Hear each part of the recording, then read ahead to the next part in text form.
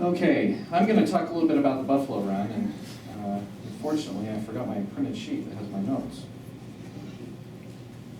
So I have to do it off the phone. We've already discussed a little bit about the Buffalo Run as far as what it is.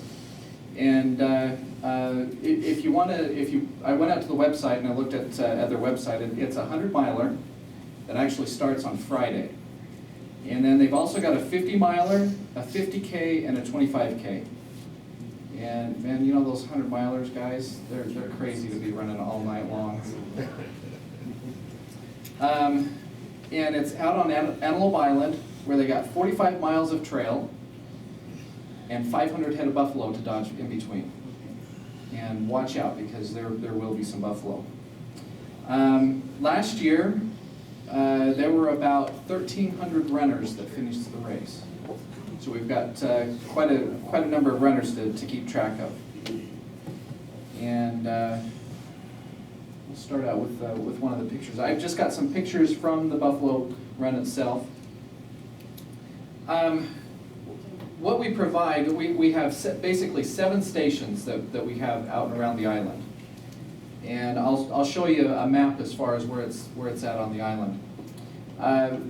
The 7 stations, we've got Start and Finish, Mountain View, the Far North Turnaround, Bridger Bay, Elephant Head, Lower Prairie Peak, and Fildinger Ranch. Now there are 2 of them that are a little difficult to operate at. And one of them is Elephant Head, and Chuck usually does Elephant Head. And the other one is Gur Ranch. Gur Ranch is quite a ways away, so you have to hit them through a repeater. You can't do any of the simplex. But Elephant Head, one of the challenges with Elephant Head is you've got to pack all of your equipment in on a truck, and they only run so many trucks in and out. They don't let you drive up to it, and I don't think you'd really want to drive up to it anyway. Actually, last year they let us do it. I hope they let us do it this year too. Oh, that's been like the first year. That was the first year since I've been doing it. I've been doing it a while, so. And it's pretty treacherous. You got to have a good 4-wheel drive truck to get up there. Something with some good clearance.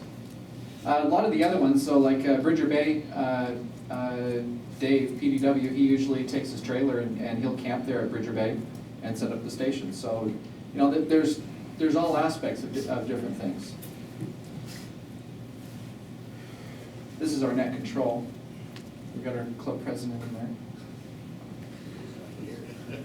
So what do we do, or what's needed? There are quite a few different things that are needed. One of them is packet radio. If you've never been into packet radio, it's the way that we can be able to send data through the radio and get it through. It's really good when you've got long lists to be able to do instead of reading them over the air. It goes by really slow if you do it with voice. But we still need voice. We still need that voice communication. We also need some people to log the runners. So while you're at the station, you gotta keep track of the runners coming through your stations and write down their bib numbers so that you know who's coming through and keep track of all the runners. And it gets interesting. Elephant Head's probably the hardest because you got them coming through like 3 times. 4. 5, I think, on the 100. Yeah, 5 on the 100. So you got to keep track of those runners coming in and out of your station. By the way, that's where just leaving aside the radio operations part of it, that's where we get really good cooperation and are able to work as partners with the aid station folk.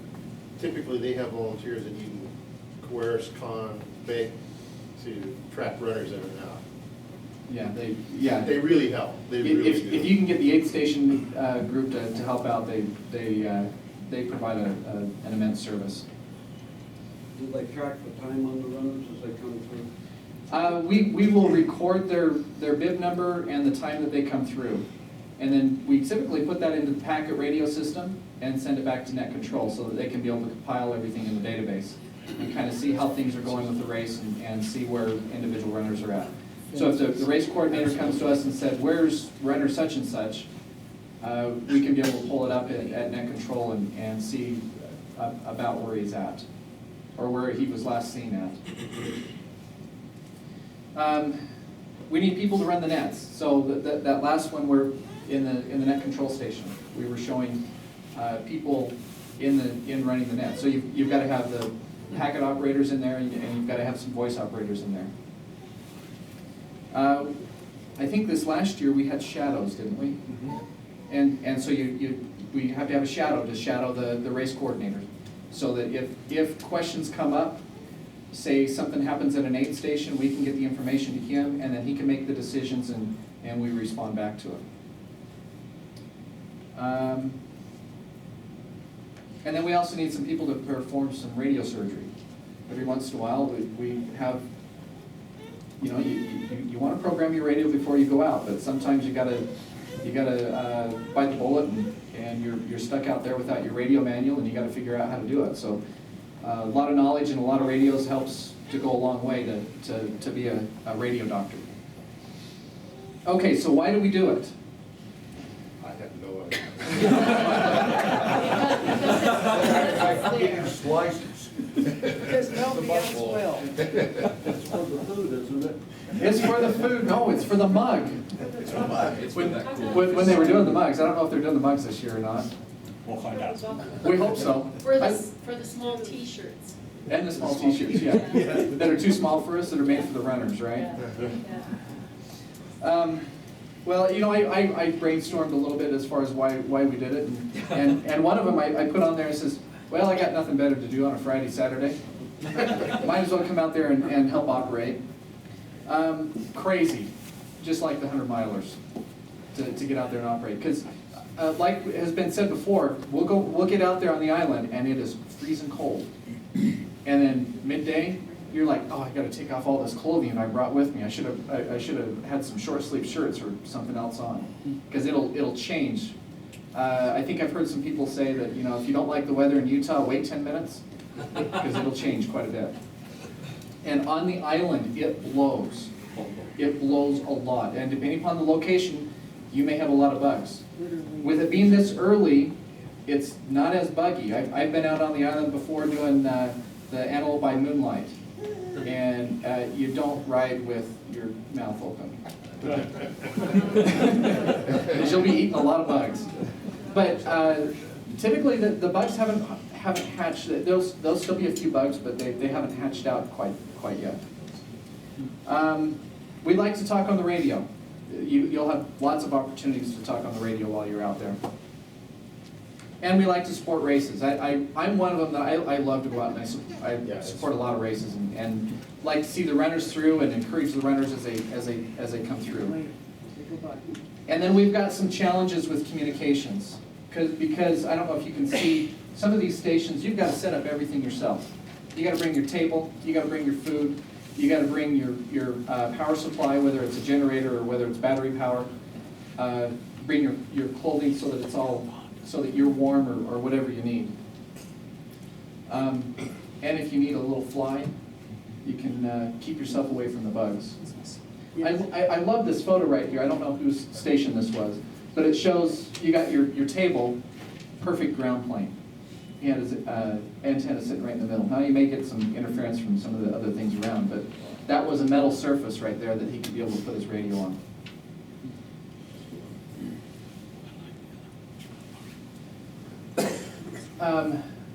You can see sometimes it gets really, really boring. When you get the massive group that comes through and then all of a sudden you don't have a whole lot of people, you kind of like, okay, what do we do? And you go over, you talk to the aid people, and they got some great stories. A lot of them are runners, and they're out there to support the race to help other runners along.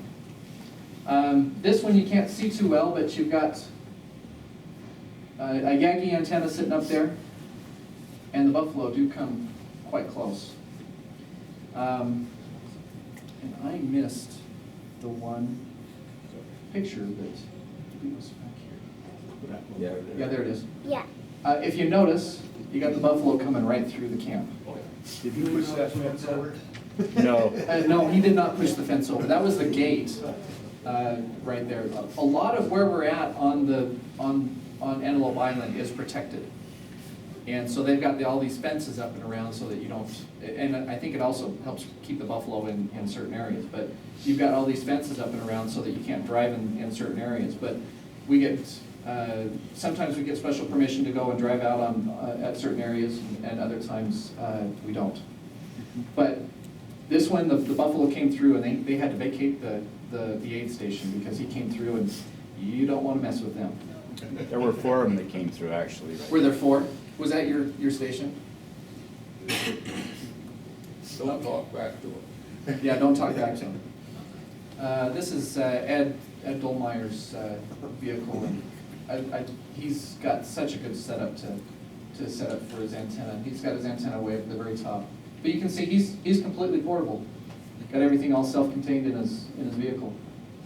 So, Buffalo Run is really fun. It's a lot of fun to come out and help and support.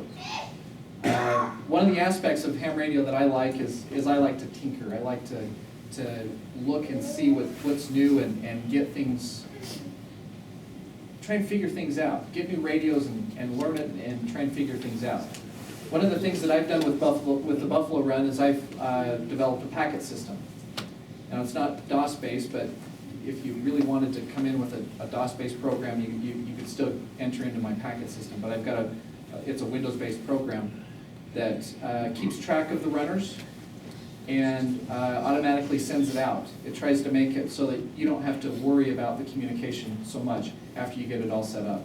The trick is getting it all set up. And it can be tricky sometimes. But we try to help get better communication up to net control. So, any questions? Looks like the wind's blowing. Yes, like I said, it blows up there. And, Literally and figuratively. yeah. Curiously enough, Elephant Head doesn't seem to get a lot of wind. I haven't figured that one out yet. Now, when I was there in the morning, when you weren't able to make it that one time, it was. Did it? It blew in the morning, and it was a chilly wind. Oh, cell service. Elephant Head. If you held your phone in the right place, you could maybe get cell service. Where we're at with the net control, typically no cell service. A lot of the island does not have any cell service whatsoever because we're so far out, and they don't have any cell sites out on the island. So it is very important that we have this communication out there. And a lot of your stations are not line of sight with net control, and you've got a big rock in between a lot of your. There you go. There we go. So I'm going to come over here. You've got a challenge. Here's your Gur Ranch over here.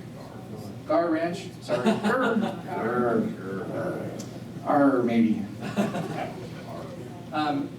Elephant Head. I mean, it looks like it's further back, but you feel like you're further out than what you really are. Actually, I think which one is Elephant? This is Elephant Head right here, and you have the turnaround. We don't put anybody at the turnaround. It's just more out towards the Elephant Head. We do have the repeater, but below the repeater is the Lower Prairie. And sometimes they can be challenging because they're right there in the shadow of the repeater where they can't hardly hit it. That island is a mess for portable mobile It's communication. just up and down all over the place. Your man, pointer. Oh, thanks. Yeah, I can't reach it. Kind of short. Bridger Bay, that's a campground. Really easy to get into and get set up. And like I said, Dave usually goes out there and he sets up his trailer and operates out of his trailer. Mountain View is right over in here, and then you have your north turnaround up over here.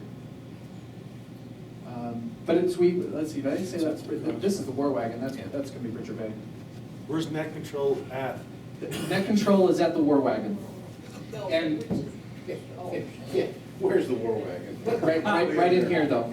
Bridger Right Bay. there. So this slopes down this way, and then you got the slope that goes down the opposite way. So we're down more on the lower side of the west side of the island.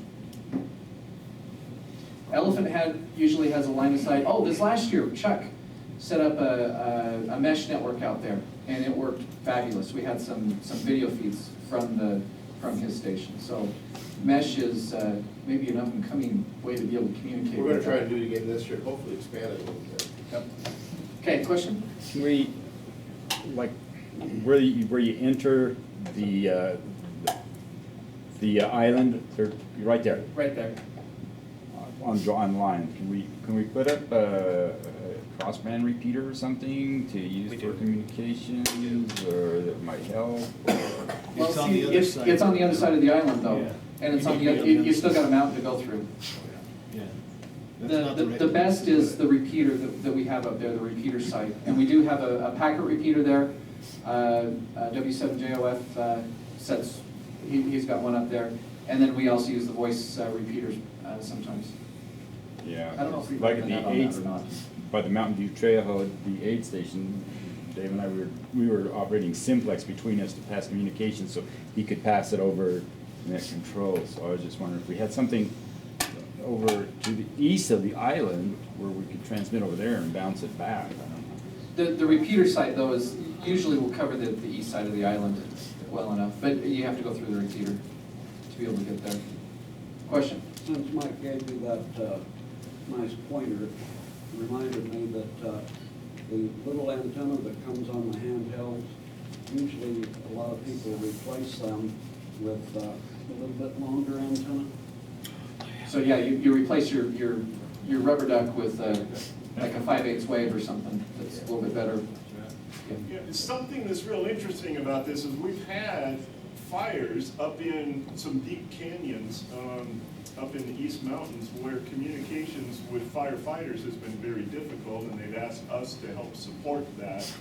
And solving problems right here, we learn how to solve problems in rugged terrain and where there's big mountains blocking your way. So it's wonderful that, you know, we can figure things out before the emergency really hits. Okay, thank you.